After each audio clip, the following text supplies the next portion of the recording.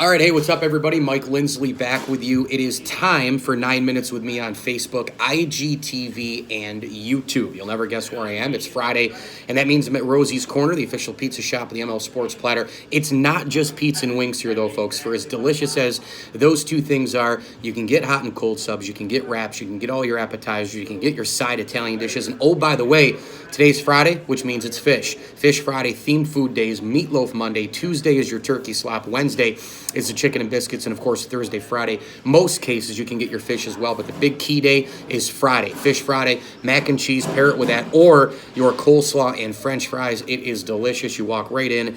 The place smells incredible. Jason, Jody, and the gang doing a great job. Gift cards are always available, and they are all over Grubhub.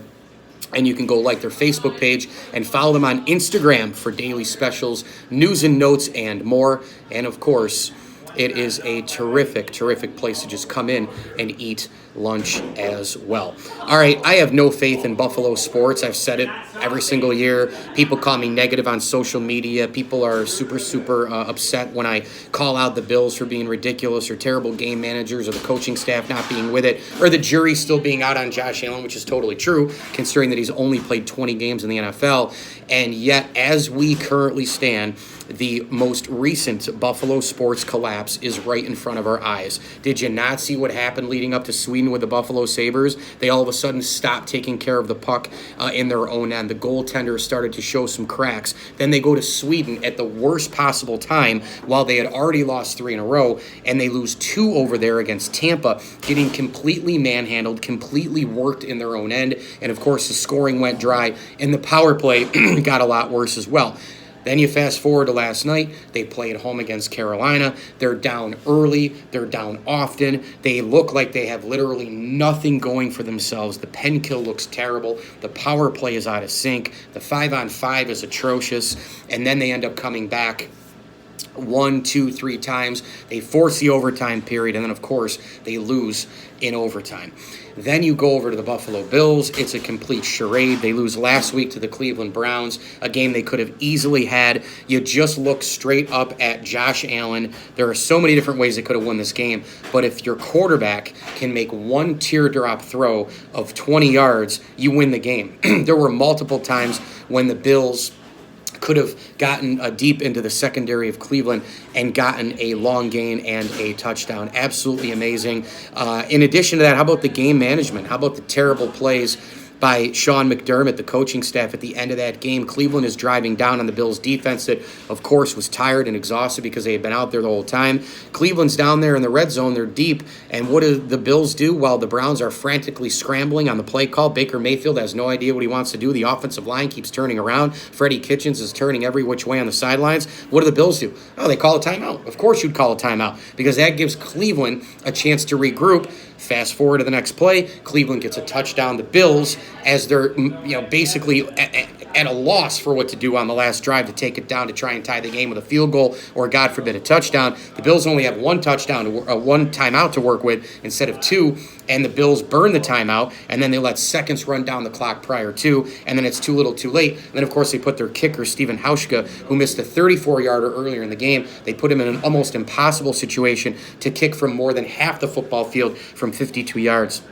And the Bills lose to Cleveland, and now they are on the precipice here of missing the playoffs if they blow another game. Their schedule, by the way, gets much tougher as we go on. They've got to play Lamar Jackson and the Baltimore Ravens at home. They've got the Cowboys and Ezekiel Elliott on Thanksgiving Day. They got to deal with the New England Patriots in Foxborough, which is a 4:30 game on NFL Network in late December, which was just announced this week. That is not pretty. I think those are 3 losses right there, right out of the chute, because the Bills' defense can't stop the run. For as good as the defense has been, they do give up the big drive. I think a lot of that has to do with late game, on the field too much, and all the rest.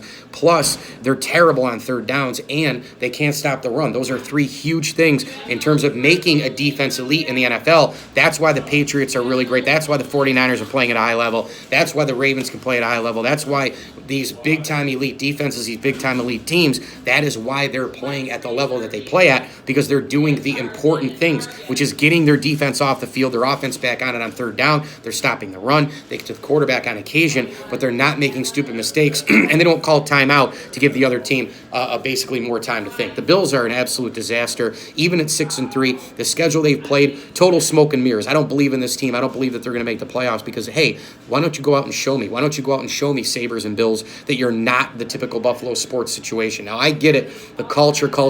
Everybody talks about Sean McDermott, the coaching staff, the Pagulas.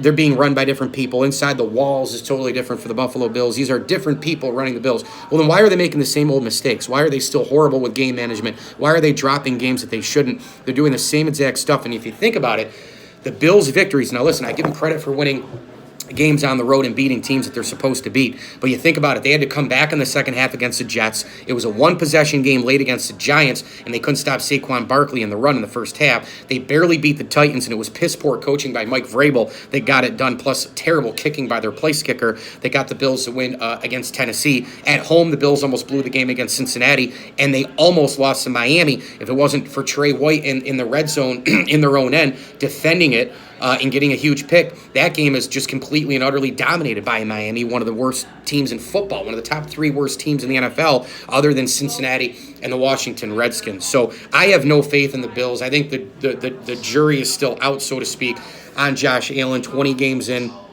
He's been great in spots, really good in the fourth quarter, but he's been brutal throwing the long ball, and I don't think the communication is really on par with his offensive coordinator, Brian Daboll. Brian Daboll will either get his quarterback in the exact right situation, he'll call play calls really nicely, he'll use creativity, and then Josh Allen backs up, and he totally misses Cole Beasley on a 3rd and short, and he goes for someone 25, 30 yards down the field when you don't need him.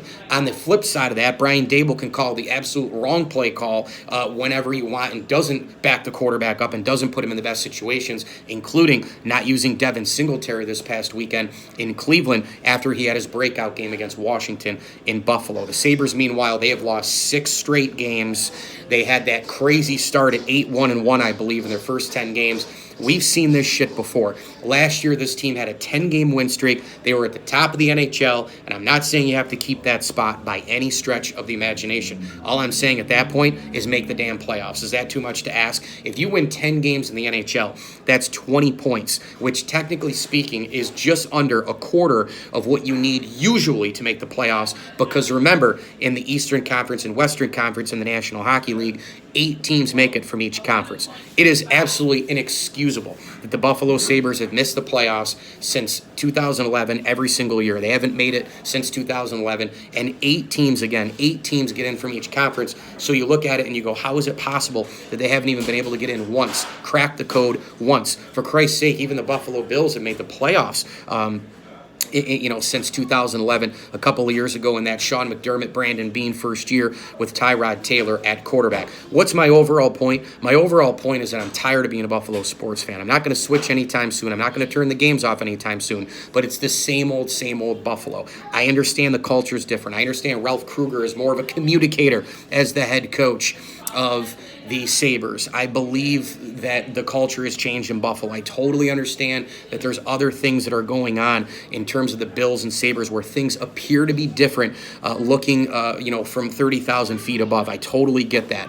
But it is all about results in professional sports. And so far, the Bills and Sabres are not getting the results that they need, and it's same old Buffalo right now. The only thing is the Sabres need to kind of rebound a little bit here, get some wins. They've got piss poor Ottawa in the building tomorrow night, and the Bills have got to make the playoffs this year to justify anything. I'm Mike Lindsley, 9 minutes with me here from Rosie's Corner. Come on out, get your pizza, pasta, hot and cold subs, your themed food, Fish Friday, and more, and follow them on Instagram and like them on Facebook. Rosie's Corner, the official pizza shop of the ML Sports Platter, all over Facebook, YouTube, and IGTV here with this video. Make sure you hit me on Twitter at Mike L Sports and download and subscribe to my podcast. It's called the ML Sports Platter. As I always tell you, enjoy the games.